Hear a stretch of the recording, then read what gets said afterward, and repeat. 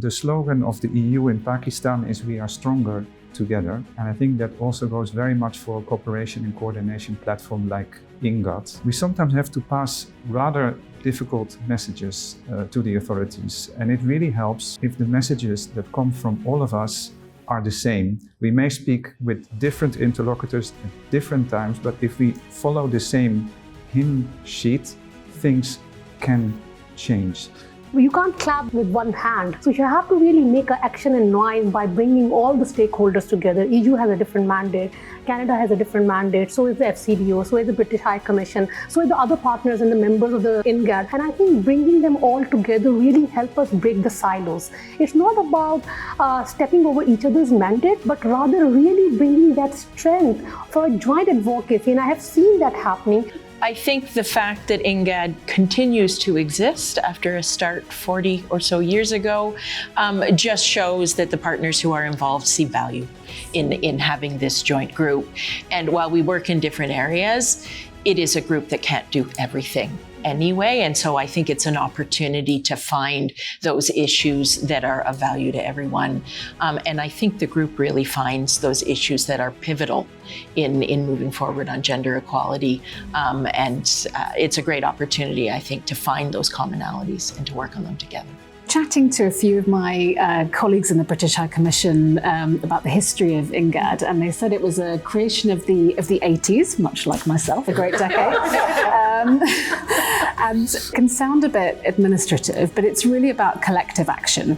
And I think at the British High Commission, we really recognise that there's a set of things and changes that we would like to see happen around the world, but we can't make those happen by ourselves. It's all about working in partnership with other countries, other development partners, and working out there are those opportunities for change that you can get behind. And I think that's where having some kind of function that can help bring people together and help direct that kind of collective action, a long period of time which has seen challenges and opportunities, I think is absolutely vital.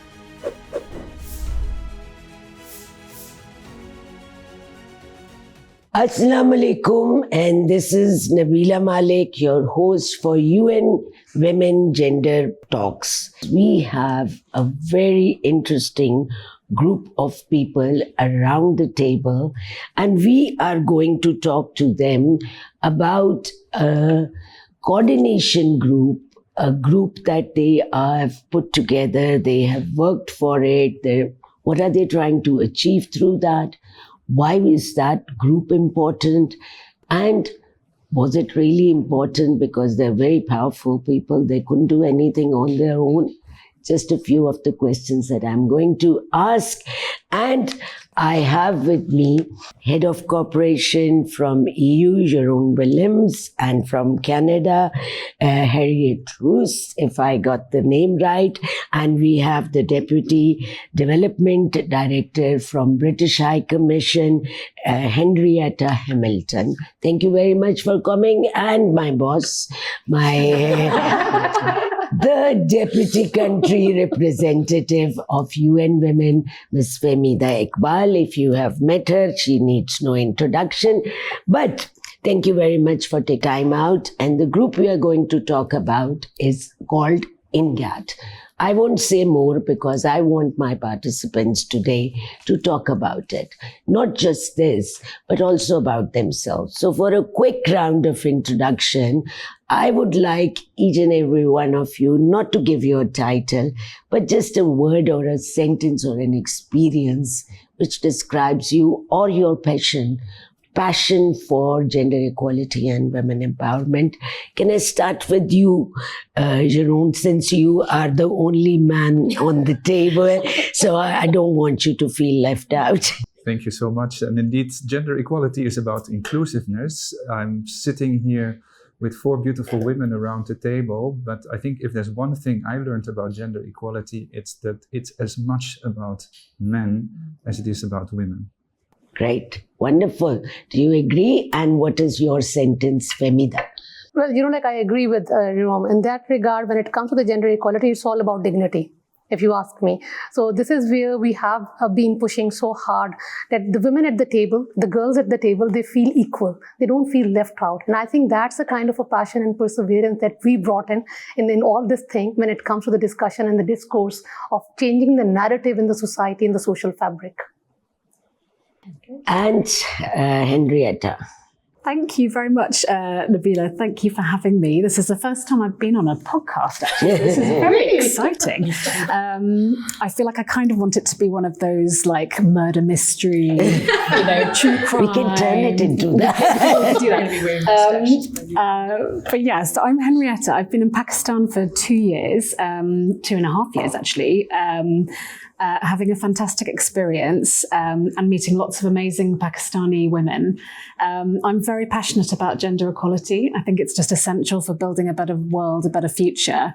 I think in terms of what it means to me, my mother always raised me to feel confident to go into any room and feel like I could belong. And I think that's something I've really kept with me through my life. And as a mother of 3 young girls, I want to raise them to have that same sense of belonging and possibility.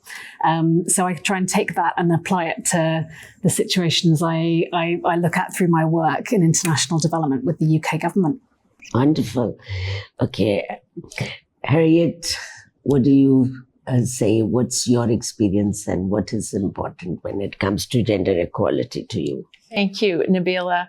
I think I would go simply to saying that the passion and the motivation that I have for focusing on gender equality in the work that we do comes from the opportunity that I've had through my work to meet so many different women from all walks of life, from all different levels of a society over the years, where you see their motivation and their drive and their courage, I think, to stand up and to work on whatever the issue may be, to really take their place and to try and move forward. And I love the opportunity to try and support those women and countries to move forward in those ways to achieve their goals. Very interesting, and I think it covers a lot of aspects. But before we dwell more into this, I think our audience will be interested in knowing more about the personalities around the table. So before we go into that personality bit, I think we need to go into the meat of today's program, the core, the coordination group that all these 4 people around the table are partnering and holding a core position there, running the whole system, what it is, what it means to them. So my first question, and this time, if it's okay, I'll start with you, Henrietta, that coordination group. So the word sounds more like an administrative thing and bloodless. Mm-hmm. So, what does it actually feel from the inside when you are working for a coordination group, and why was there a need for it? Yes, thank you. So I was chatting to a few of my colleagues in the British High Commission about the history of INGAD, and they said it was a creation of the 80s, much like myself, a great decade. And it's fundamentally, as you say, it can sound a bit administrative, but it's really about collective action.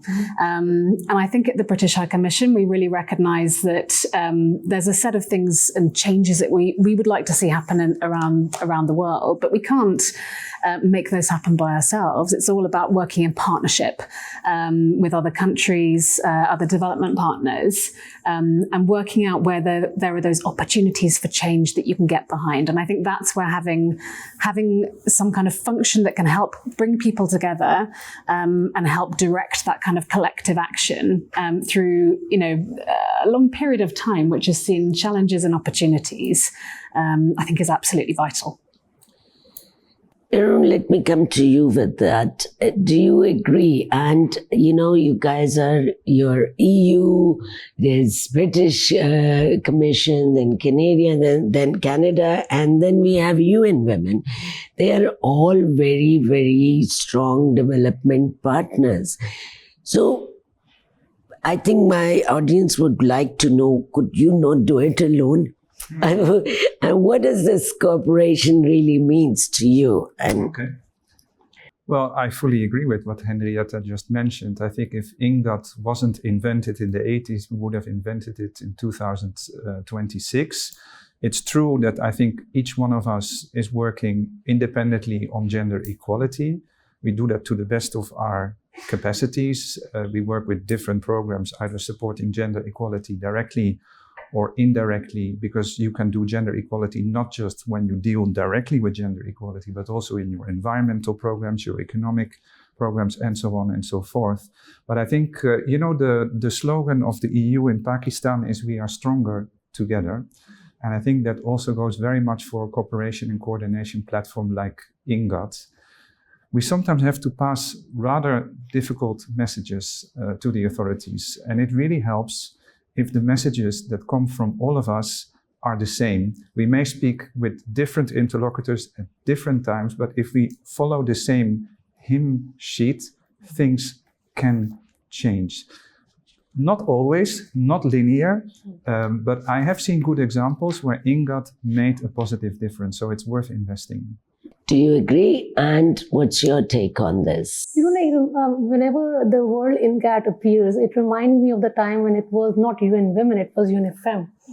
And we established that together with the Canadian, development partners through that. It used to be co-chaired by Canadian and UNWomen. And I remember we did a lot of advocacy on women, peace and security. We did a lot of advocacy of really bringing in women into the peacekeeping forces. We did a lot of advocacy when it comes to really highlighting the role of women into the protection, in the prevention of conflict during that time. So it reminds me of that time. So I think when it comes to the world coordination, Nabila, it reminds me that you can't clap with one hand. So you have to really make an action and noise by bringing all the stakeholders together. EU has a different mandate. Canada has a different mandate. So is the FCDO. So is the British High Commission. So is the other partners and the members of the INGAD. And I think bringing them all together really help us break the silos. It's not about stepping over each other's mandate, but rather really bringing that strength for a joint advocacy. And I have seen that happening. I remember there was an advocacy paper that we established on one key issue. We went to the government all alone, strongly, and they said, let's do that. So the government really, also they appreciate when the different partners or the different stakeholders, they come together and work for one common cause. And I think that's the beauty of INGAD. So, yeah. If I didn't know her, I would think that she's over 80 years old. She keeps going back into history all the time. You start asking her anything, and that's where you go. Harriet, that brings me to you. What do you think? Coordination, why couldn't you do it alone? I think what I would add to what our colleagues here have said already is very practically in the day-to-day, coming together, bringing our different experiences, our different priorities and areas of focus, working on joint analysis, working with different partners. I think it really strengthens. We learn from each other. Sort of the way we go forth reflects the strengths and the perspectives of everyone. And I think it really gives us an opportunity to work in the different areas where we work. As you've already said, that won't change. We'll continue to have our own partnerships and our own areas where we're working. But if we are speaking in a common way in support of the government's agenda as well, I think it's helping to move it all forward with a stronger voice. Okay, my next question is to all of you, whoever wants to go first. Any specific moment, a decision, a campaign, or a situation where INGAD's collective voice changed something? What was it? I really would like to go first. Okay. Thing is, I recently, this passage of the ICT Child Marriage Restraint Act, and then also in Punjab, in Balochistan, I think that was a moment of celebration for all of us, because we keep discussing about these barriers where since 1929, this Child Marriage Constraint Act was really limiting the women and the girls rather, to access health, access education, and really getting married before that. It was legal. I mean, imagine a child becoming a mother. How can you imagine in this country? So that's where it was a momentous moment when the INGAD pulled together all their, like roll up their sleeves and said, let's go together and then let's do the joint advocacy with the government, with the provinces. And that was what the one moment, Nabila, that I really cherish. But at the same time, I also would like to say that this wasn't an end line. This was just a starting gun that we have just pulled the trigger. The end line will become when the girl will not get married and she will continue and retain in the university, in the college, in the schools, and she can access education without having any barrier. So that's a kind of a stuff that, that's a kind of a collective joint strength that we all brought in as an INGAD with the government. So yeah.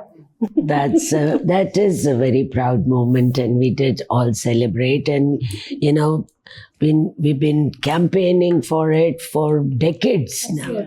For decades. Okay, so do you all agree that it was only possible because of the collective? I would say so. I mean, basically, it also helped that we had GSP Plus just around the corner, and we knew, like this glass, that when it comes to human rights, it was rather half empty than half full. And we also, I think, with collective support, were managing to get Balochistan over the line. That was a powerful argument, because if Balochistan can do this, why not? Then what's the reason why Punjab would be behind? But the fact that we were all singing from the same hymn sheet, I think that really made the difference. So yes, INGAD, I think that's a very good recent example. I hope since the 80s there are many more, but that's the one. That's the one that is indeed most recent. Right. I don't think you guys disagree, so I will move on to my next question. So donors often agree on outcomes, but disagree on methods. And how do you hold together as a group when your governments, your mandates, your domestic politics all pull you in different direction? Whoever wants to go first, because I would like, maybe not you, but the three of you to have a quick response to that. I can start. Sure. Yes. Yeah, I think the fact that INGAD continues to exist after a start 40 or so years ago just shows that the partners who are involved see value in having this joint group. And while we work in different areas, it is a group that can't do everything anyway. And so I think it's an opportunity to find those issues that are of value to everyone. And I think the group really finds those issues that are pivotal in moving forward on gender equality. And it's a great opportunity, I think, to find those commonalities and to work on them together. Yeah. I think that's very well said. I was reminded of a little famous phrase from a popular podcast in the UK at the moment, the Rest is Politics, where Rory Stewart and Alistair Campbell talk about disagreeing agreeably. So I think to have the ability to say, of course, we will have our different context and things going on, but actually INGAD, it's come together to pursue a particular area where there is a lot of alignment. And even if there are some areas globally where we're feeling a bit of retrenchment or it's getting more politicized, I think it's something where there's such a clear commitment and such clear evidence that it works. So you stick at it, you keep focused on the outcomes and the big picture and be creative as to your means of getting there. Yeah, very happy to hear that. I fully agree with what was said previously. I would also like to say that sometimes diversity can be strength as well. Yeah. So you said that often we disagree on the methods, but we know what is the direction of travel. But because we all come with our own collective, with our own individual added value, doing things in a certain way, that divergence can also lead to better outcomes. So it's not just, let's say, something that is difficult or annoying. It can actually be a strength if you are able to bring people around the same table and have a sort of like consensus of what is the overall direction of travel. Right. I think you guys have covered that very well, and there's nothing that I disagree with over here. So let me come to the personal side of it, because I think our audience will be more interested in this group and how does they come to this and work together. So gender equality, not to your institutions, nothing else. To you personally, what does it mean? I can start. You can start. Thank you. Yes. For me, gender equality is about everybody pitching in and everybody benefiting, very simply. Jeroen has already said it's not just about women, it's men as well. And so it takes you to, in a home context, talking about gender equality, talking about issues like unpaid care. You are looking for a better balance that is engaging men more in those contexts, where on other issues, we are looking to support women to have a better opportunity to follow their ambitions, to follow their dreams, to have those opportunities to start a business, to follow a career. So I really think it's balancing across the board so that everybody has the same opportunity. I think I think I completely agree with what Harriet has said. I think perhaps to add on a personal note, I was thinking about what does it mean to me here right now. On a very practical note, it can mean about really equitable relationships personally as well. So I think about at the moment, I've got quite a big job here in Pakistan and I've got 3 young children. And actually my husband is the one who has followed me out on this posting, taken time off work to be there as a dad. You know, I did that before. I took the maternity leave and kind of covered the baby bit, but there's something about that kind of ability to just see it as it's both of your jobs, you know, because women do tend to face, you know, a lot of that social expectation to be the primary caregiver. And I think where you can have more equitable partnerships and conversations personally, that can then enable you to go and do your professional thing. So that's something that matters to me quite a lot at this stage of my life and my career. Wow, that's a dream. Hope that's last. That's right. So I'll come to you, Fahmida, because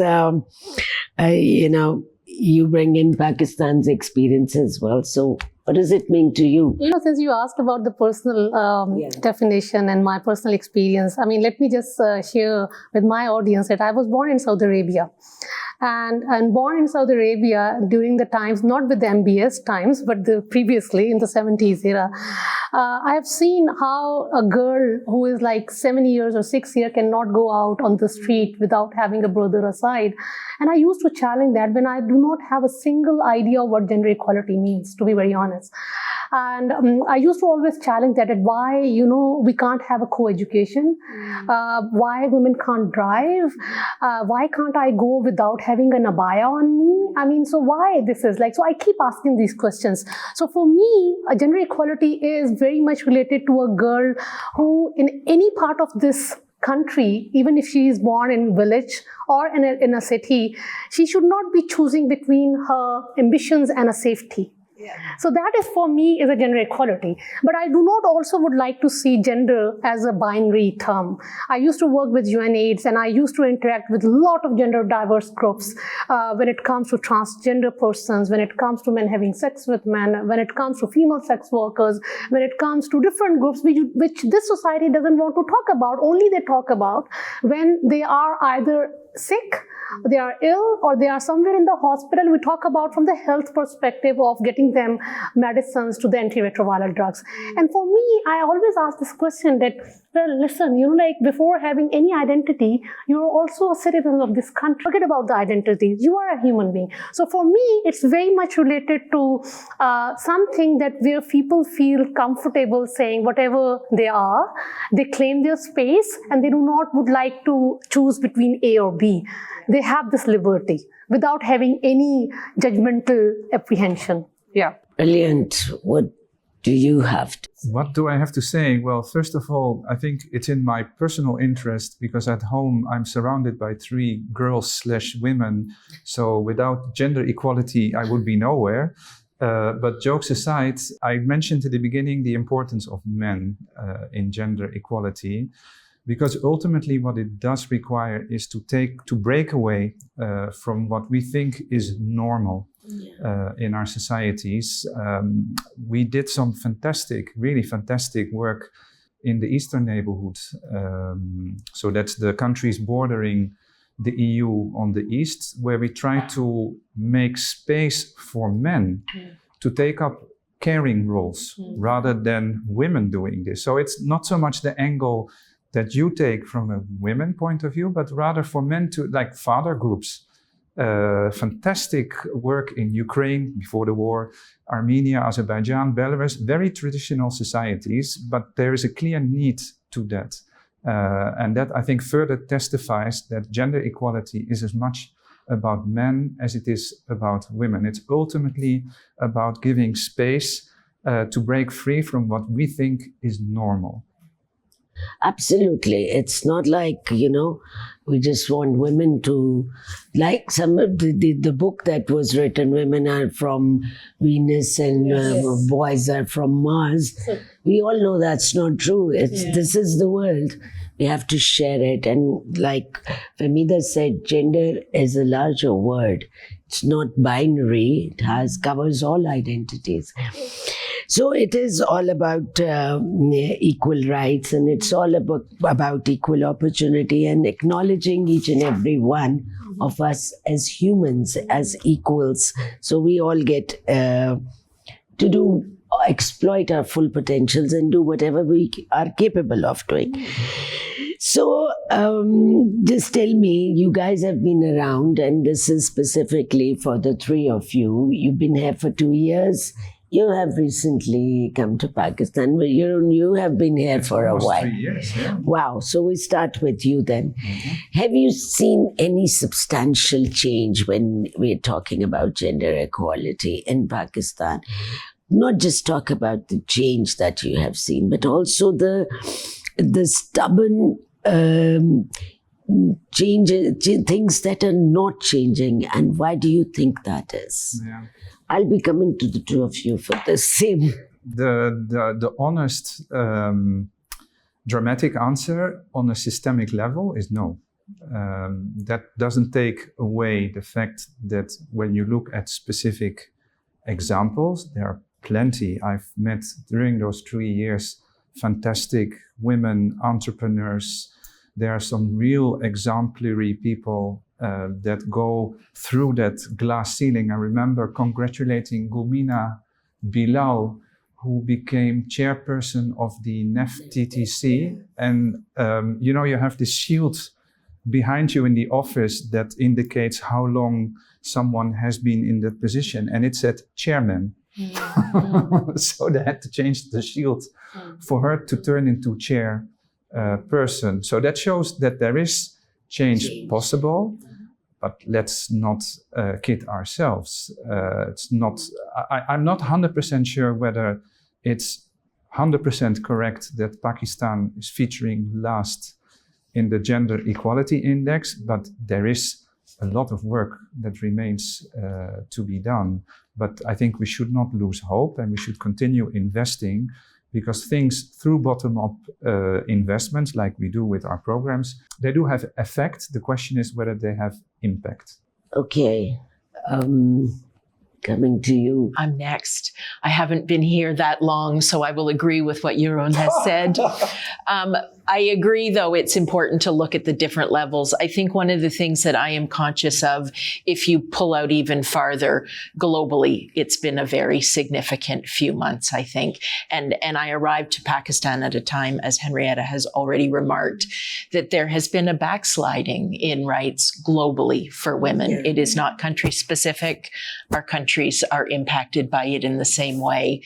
And now we have shifted into a period where we are seeing global economic impacts that are hitting across the world that people didn't notice.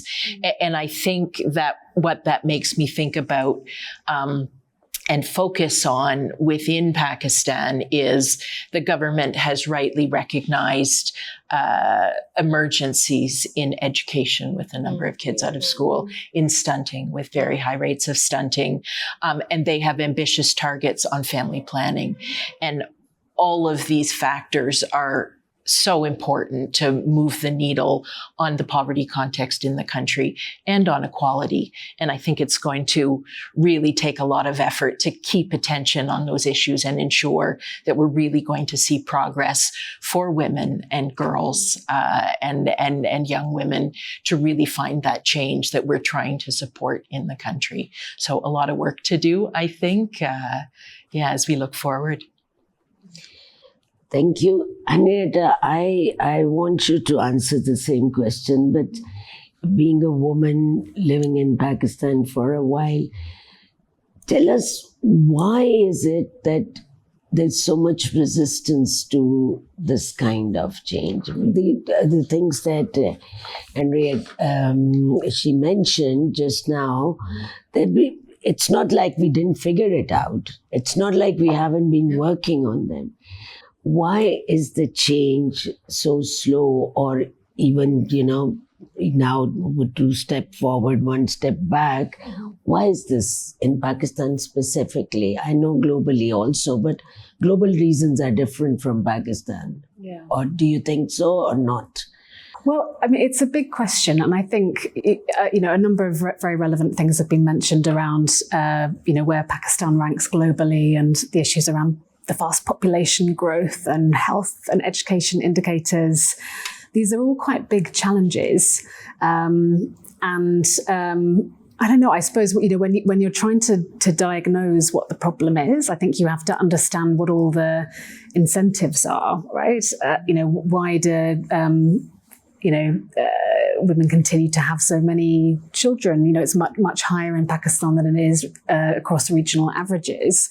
And to what extent that's around, lack of access to family planning methods, lack of education, or to what extent it's economic drivers to want to have more children as part of your family.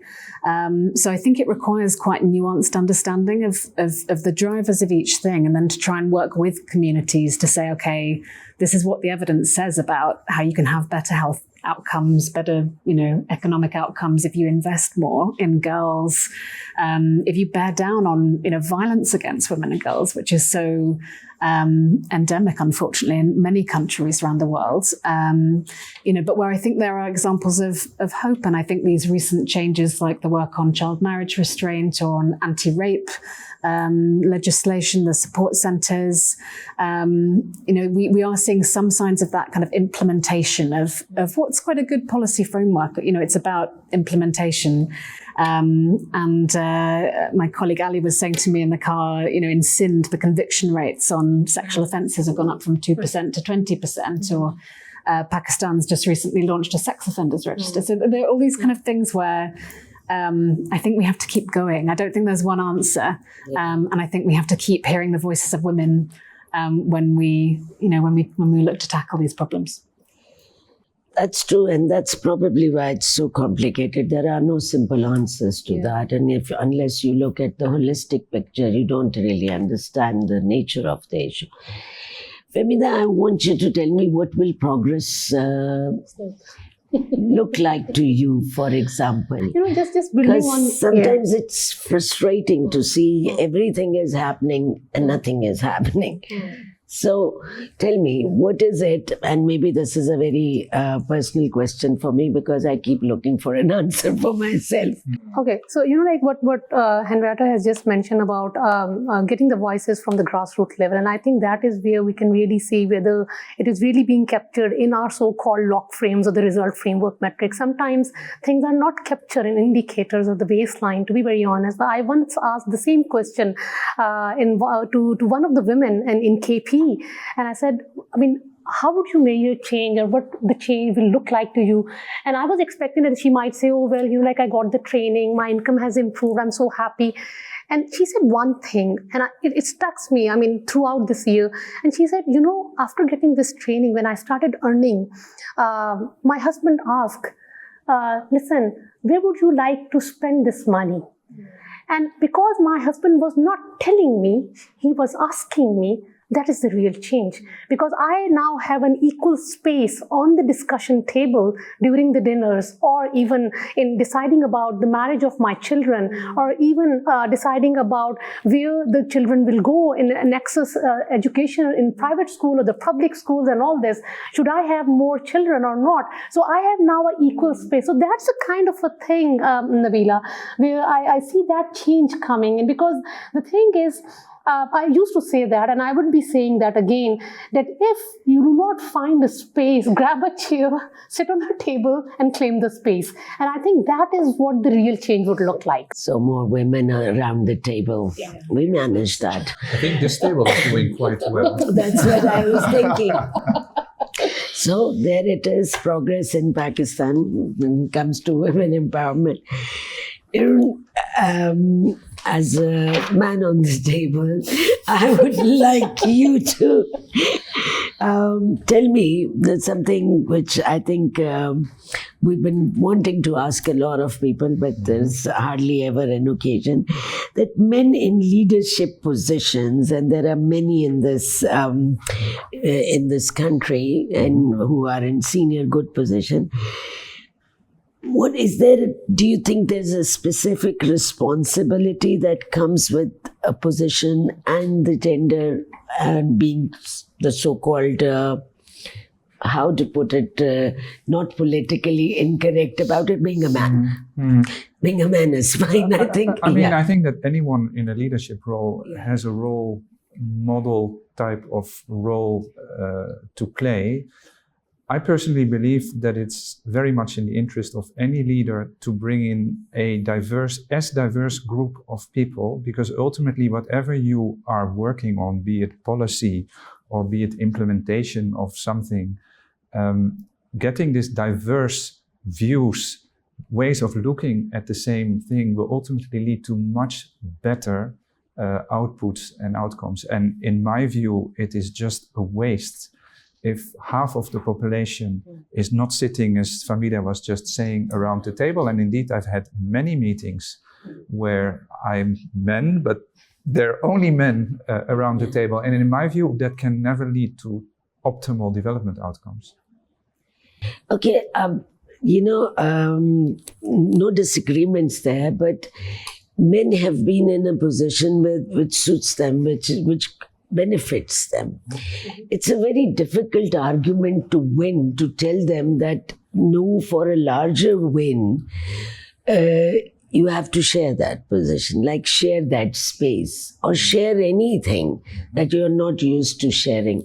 Quick answers on that. How do you convince them that equality is not their loss? So how do you convince me?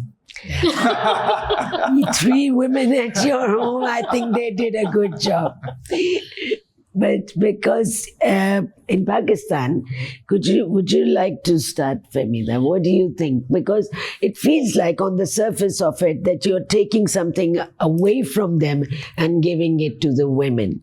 You know, in a country like Pakistan, where the literacy rate is not much high, where the socio-ecological models are so patriarchal and the social fabric is so patriarchal, the matriarchal part is also promoting the patriarchy, to be very honest. Yeah. And that is where we have to really see that the thing is that you have to really invest from the early years of a child to let a male child know it is okay not to be okay.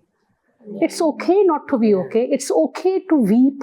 It's okay to show your vulnerability. It's not weakness. So that's a kind of a thing where you actually ingrain that thinking and a mindset in a child from early on. Hey, listen, be a man. Even if a 6-year-old boy is there, she has to, really escort a 17-year-old sister or a 19-year-old sister-in-law or something. That is what the society norm has to really look into. The social norms at a socio-ecological level, at a household level, at a community level, at an institutional level, at a policy level, at a systems level need to be changed. And I think we have to really give this message through our podcast also. It's not about winning or losing. It's about collaboration. It's about partnership.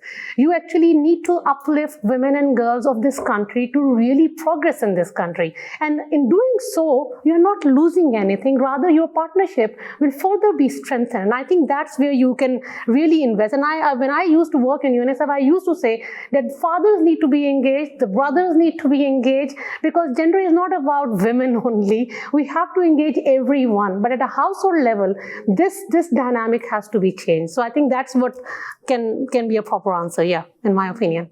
Do you agree? I very much, very passionately said. I think what I would add to that is it's just simply not a zero-sum game. And I think it's pointing to those examples where if a woman earns, if a woman is part of spending decisions, like the examples you've given, the family benefits, the kids go to school, health factors improve, and the men are benefiting from that as well. And I think if you work at the community level, engaging the community, I think people recognize that in their own spaces. So it's helping to provide those opportunities, I think, and demonstrating the value proposition of bringing women and girls into education and all of these other sectors. Yeah. I completely agree. I think it's something where you need to sometimes look at those structural issues, including going back to education and social norms, and then try and just give voice to there are so many capable women out there, just help kind of exactly like right here. So amplify those voices, and show what a positive impact it can have when they are at the table helping lead organizations, and the men will get over it. They'll be okay. They'll be okay. Yeah, they'll be fine. Particularly if 1 and 1 is 2. No, honestly, will they be okay? Will they take You're it? asking me as a representative of 50% of the population. Yeah.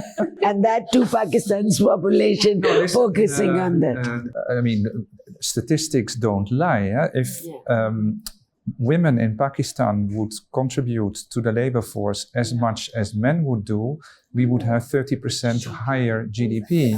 That would be magnificent for everybody. Yeah. Great.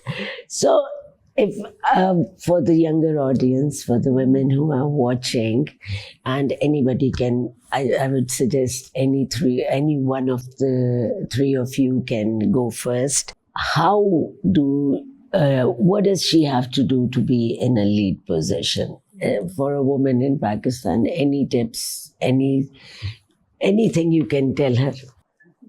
Should I? Okay. Go ahead. Okay. So, we often tell women in our country to wait. Wait till the time the environment is really good. Wait till the time the light is there and there is no sunset. Wait till the time the laws are there and then you access. And I think that we have to really stop. We have to condition our women and girls not to wait. And then claim your space. Do not think, log kya kahenge, what people will think. Claim your space. Do not bring any kind of an impediment in your dreams. Do not shrink and do not resize your dreams just because what the society expects out of you. And I think that's where you have to push the boundary. And then, because leadership is often claimed, it's not conferred. So in order to really become a leader in your own space, you have to really grab that space. You have to claim that space to be heard. And I think one thing that the young girls and the women can do, support each other. Wherever you see that there are strong women with whom you can network with, I think that's where the strongest network can build. And I have seen that happening at the community level. You support the other women and they excel like anything. Rather than, excluding them or really aiming to shine alone, that will not. Bring a caravan, make an entire journey, and you will be heard like anything. I really would like more young women to be sitting in my place tomorrow when I'm no more there. So that's what my aspiration is, believe me. Hear, hear. Yeah, hear.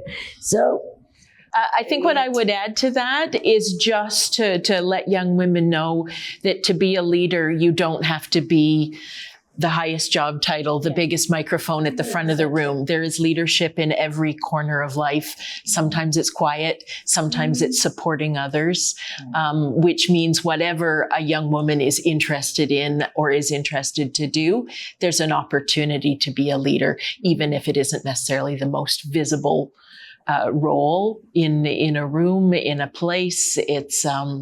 It's there and it will be felt by the people around them, particularly the young women around who would benefit. Yeah.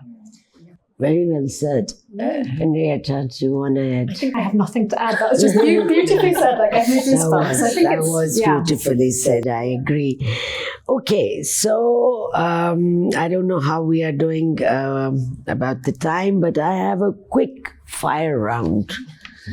And the way it goes is that I will give you a sentence and I want you to describe it, what it means to you in one word. And I won't give you too much time to think. So I will not start with him. He's alone on the table. So I'll be nice to him. One word, and I'll start with you then. One word that describes gender equality to you. Self-evident. I also wrote, obvious. Yeah, would be mine. Obvious and Dignity. dignity. Yeah. Stronger together. Stronger together. Good. You can hyphenate that to make it Too much. No cheating. Okay. A leader in gender equality who inspires you. This took a lot of thought, I think, and the name I landed on was Margaret Atwood, who is, there we go, a Canadian author who is recognized, who didn't speak to being feminist, but gender identity has always been part of what she's written about. And she's vocal, pushing 90 years, I think now. Power still. of word. Yes.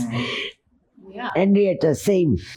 I also had I could think of a really long list of names. To give one. No, one. Okay, one close to home. I'll give my High Commissioner, Jane Marriott, without being too sycophantic. But so we have this wall of mirrors in the Foreign Office where we have, like, for the first time that an ambassador or High Commissioner has been a woman. And she's the first female British High Commissioner to Pakistan. And I think that's really cool. Yeah, I think that's cool. a great example. It is cool. It gives a good feeling to see her there. Ramida. My mother. Yeah. My mother, because she was the one. It's not because she's my mother, because she created that space for me to challenge the status quo, to challenge the stereotype, and I think that is something that really enables me of what I am today. And it's only because of her that I am today, and that she inspires me a lot. I mean, a lot of discussion about like what gender equality means at home even, and that's where we are also practicing that to the hardcore. Okay, only 2 sentences, but since you were talking about your mother, it's fine. So, Jeroen, same to you. Do you have a JL leader that I have many leaders. Just one. I find in Pakistan, I like Rabia very much, chairperson of the National Commission for Human Rights. And she is a leader who you want a leader to be on the barricades, trying to get things that are wrong right, not always succeeding, but always very much in the fighting mode. Yeah. Okay, so one misconception about gender equality you would like to correct? What I said at the beginning, it's not only about women. Okay, good. Inclusiveness. Same to you. One misconception. It's not a project. It's not an initiative. It's non-negotiable instrument for the development paradigm. Okay, that's not one word, but it's a good answer. It's not a project. All right. Henrietta. It's not a woke lefty issue. Ooh, okay. That's the pointy end of it. Yep, I like it. Yes, I think I'm following my colleagues here, but I think for me, it's a woman leader, a woman standing out in her field isn't about women's issues. She is a leader in that field for who she is, an equal in that space. Okay, very brief, one message you would pass to a young woman in Pakistan. I know it's been here, but doesn't matter. I think don't give up. Keep dreaming what you want to dream. Wonderful. Invest in your education. Okay. Don't be apologetic. Oh, wow. It's That's great. not going to go down well. What do you think? Just do it. Just do it. Wow. Yeah, it does a bit, but that's cool. No, I think it's important. One reason, just one, that you are hopeful about future. Starting with you. This country has so much potential, so much beautiful human resources. The 50% men and the 50% women, all it takes is to make that into a cake that is edible. Once we get the ingredients and the sequencing right, this country will prosper. You guys are A very man in the senior kitchen, people. huh? One word means one word. Why am I being such a failure as a communication person? So, your one reason, One reason? just one, that you are hopeful about the future. The younger generation. I think they are a bit impatient when Okay. it comes to injustice. People will figure it out. Okay, stop. Henrietta, one word. Young people. Young people. I'm going to win this one. Youth. Yeah, young people, two words. Okay, I'm going to read half a sentence and you'll complete my thought. It's not mine, but you will still get to complete it. Gender equality matters because everyone doesn't progress if half the people aren't coming with you. gender equality matters because, It counts everyone. wow. You said that already, right? Do you have anything else to say to I that? have nothing more to say. Okay, so gender equality matters because, Because it delivers better outcomes for everyone. good. So inclusion starts with, Yourself. yes. That's a good one. With Inclusion- everyone. With everyone, With education. with education. With recognizing and naming the exclusion. Wow, good. Okay. Incompetence. So the bigger lesson I have learned from women leader is, let's start with you. Say that again, sorry. So the biggest lesson I have learned from women leaders is, The biggest lesson I've learned from women leaders is that diversity of opinion really makes a 1 and 1 turn 3. Be fearless. ooh, Take a seat at the table good, and pay it forward to the next generation. Yes. great, lovely answers. Real change happens when, Henrietta? When it's bottom up. When it includes everyone. When you include everyone. You already said it, it's your sentence, right? So the one thing I would do differently, okay, now it's self-reflection. So I'll start with you. I'll work more at the community level rather at the policy level, because I believe the laws in the books or on paper are different than the laws in the street. So I'll work with more in the community level women and girls. Yeah. Yeah. The real change will be bottom up. Jerome. Yeah, enforcement is the Achilles. Acha. Okay, and